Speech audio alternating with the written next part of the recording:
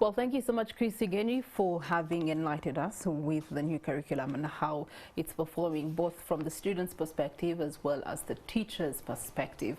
And I like one of the head teachers having mentioned that the new curriculum or the improved curriculum now has the student being the leader of the teacher, not the teacher being the leader of the student, which is very, very good. So away from that, we get to look at something else of importance to you this morning: improving cooperative business competitiveness. The backbone of it is that since time immemorial, innovation has been the driving force behind societal evolution. We have seen it propel nations forward, providing solutions to problems, creating economic prosperity and enhancing people's quality of life.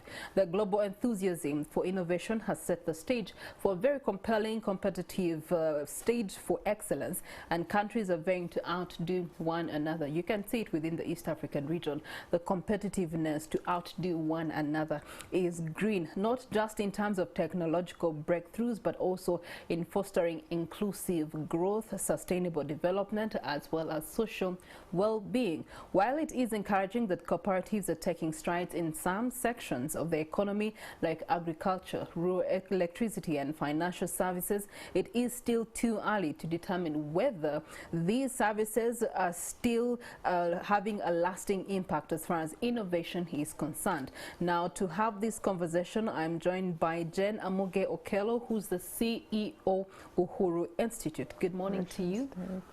Good morning. How are you? I'm the operations director. Operations director. Oh, okay, all right. Jane, operations director with UHURU Institute. Tell us about UHURU Institute. UHURU, as our name is, UHURU is a Swahili word that means liberty. And we are looking at mindset freedom and also freedom from poverty. So a lot of our focus is on influencing mindsets towards wealth creation and in a sustainable manner. And that's how come we work with cooperatives, because we believe that cooperatives have a multiplier effect, that if you find a cooperative with 25,000 members and you work through them, then you know that the households will be reached in one way or the other through different initiatives that we engage in. For example, we train cooperative leaders and their members to understand governance, entrepreneurship, financial literacy, and many other things, depending on exactly what their need might be. We also are the publishers of the Cooperator magazine, because again, for a very long time, cooperatives have been stigmatized by some of the mainstream media, and we feel that they needed to have a space where they are represented and their issues brought to the limelight with clarity. The other thing that we do is research, strategic research, for the cooperative sector, both locally and globally. Again, as we talk about innovation today, it will be important that we understand how crucial research is, that everything that has to be done has some level of evidence, needs to be showcased for us to make pragmatic decisions, whether at local level, policy, or regional level. So research is very key in terms of the contribution that we make as the UHURU Institute. The other thing that we've been doing is pioneering a number of ICT solutions for the sector. Again, you might understand through the Innovations Award activity that we're doing, a lot of the people that belong to cooperatives are in the rural area, and so they are not digitally connected, or a few of them are not using the sophisticated modes of communication, or using industry-driven technology that can create the impact that they ought to.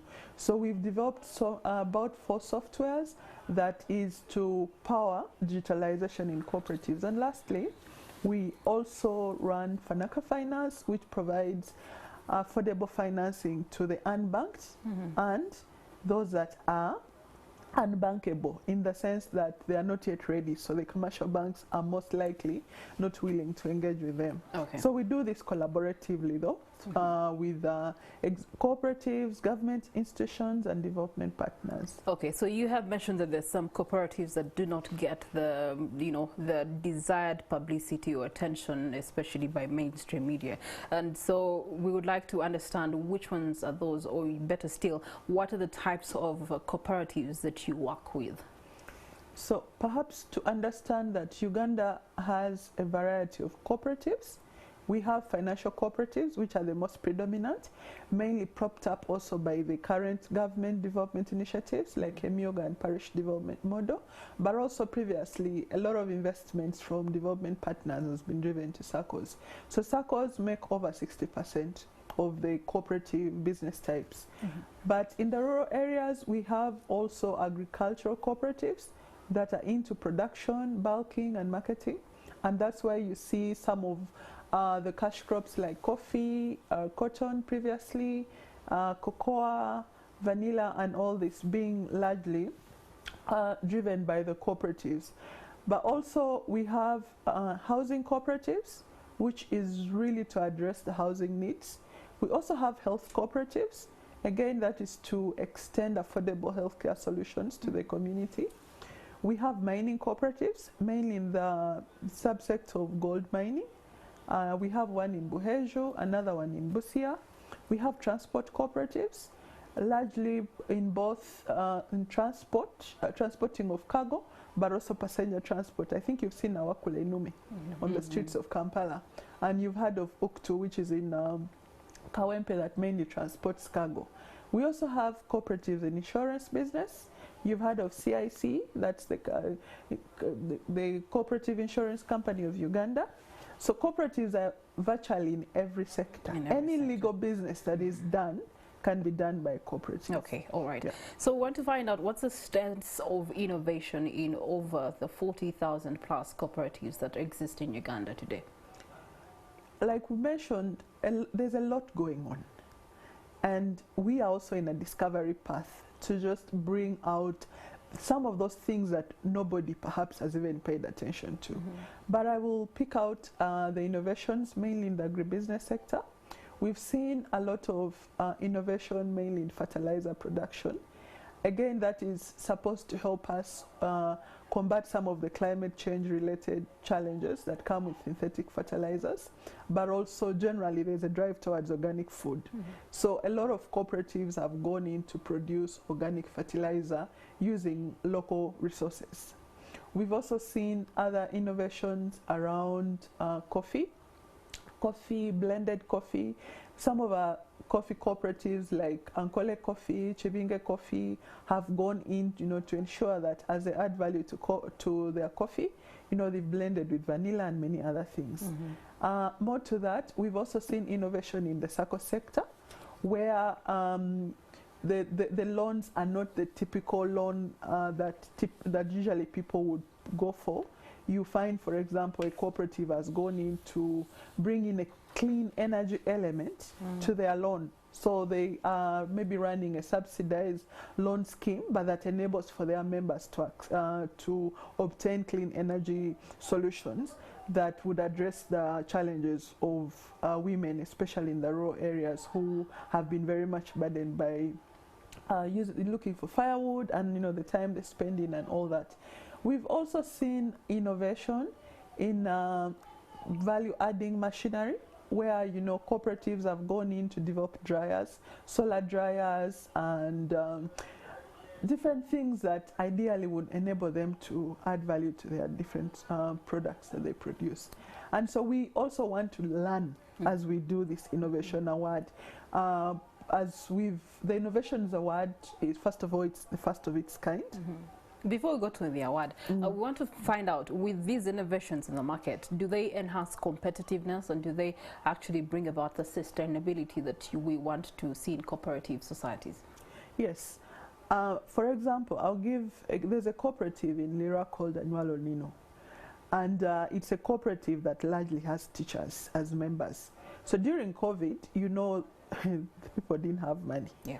And coupled by the fact that some of the civil servants are paid after a very long time. Yeah, and we were seeing some teachers turning to bricklaying. Exactly. Yeah.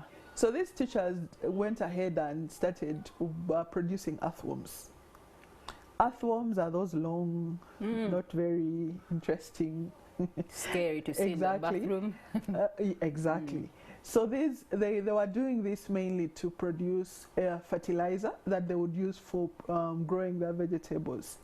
So they started growing a lot of tomatoes, spinach, things that would get ready very fast. Soon they were supplying the literacy with vegetables, but also the nutrition of the teachers improved, and so there's employment. Remember, these vegetables don't take long, and they can be grown in basins and all those sorts of spaces, and we could see that there is a social impact in there. One, the teachers have employment. Two, they're feeding better, and three, they have adopted an organic way of growing these vegetables. So, but then when you look at the coffee cooperatives, you then realize that they are also pushing more for organic coffee. If you go to the international market, a lot of the urge is towards organic food. So the cooperatives as well have gone in to produce fertilizer that they use to maintain the organic nature of their coffee. But once they are going into value addition, I talked about the blending, and that makes it competitive. Typically, young people today don't want boring things. No, if they're going to take coffee, they want coffee that tastes in a certain way. Yeah, it must be flavored. So exactly. They would add lemon to my coffee to just give it a different vibe. Sometimes I even put chili. So oh, really? Yeah.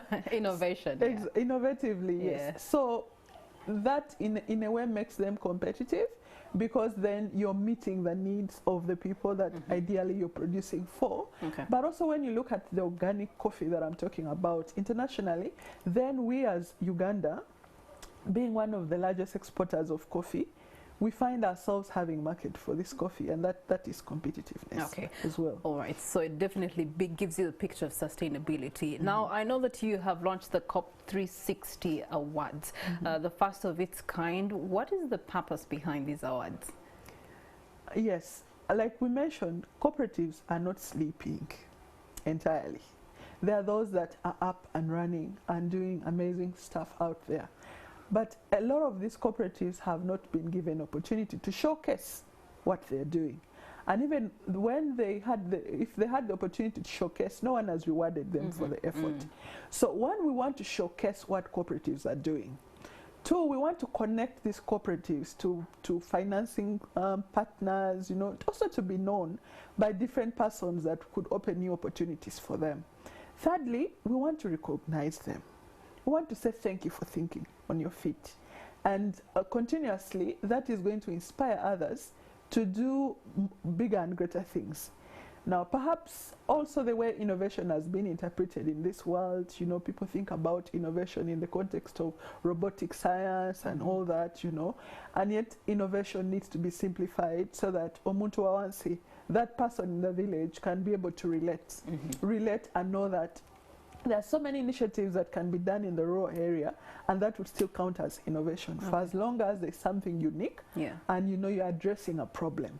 So yes, we want also to demystify how innovation is seen and treated as something that is for Bana Soma, those that have gone to school, those that can use technology, and just help them appreciate that technology is as simple as finding solutions within your appreciating space. Both formal and informal innovation. So what areas of focus are you having on these awards? Yeah, everybody right now is looking at any development initiative in terms of sustainability, and that is climate-related stuff, technology, and in everything that we do, we want to bring in that. So the Innovations Award is focusing on 4 areas. One is membership welfare. I don't know if you belong to a cooperative. A SACCO? Yes, a financial one. A financial cooperative, yes. So you will find that in there are certain needs that you have that the SACCO might not be addressing. For example, in case NTV were not providing you with a health insurance policy, your cooperative, because of its financial nature, could actually partner with someone to or an insurance company, to be able to provide insurance for you, the members. Or if it is housing, they would partner with maybe a real estate business so that housing is constructed for you as members. But that means you finance it. So the Innovations Award is looking at membership welfare. 2, we're also looking at climate smart technology in any business sector. 3, we are looking at technology for business efficiency, and 4, we're looking at communications for competitiveness. And finally, how can people be a part of this whole process? So we are partnering at the moment with Bank of Uganda, NTV, Liberty and Goldstone, but the applications can be accessed from the UHURU Institute website, which is www.theuhuruinstitute.org, and then also therein you'll find telephone numbers of support staff that will be able to provide you and take you through the application process. Once the application is received, then we'll be able to process it and get back to you. Okay. And many other activities will follow through. All right. Thank you so much, Jane Amuge, who's Operations Director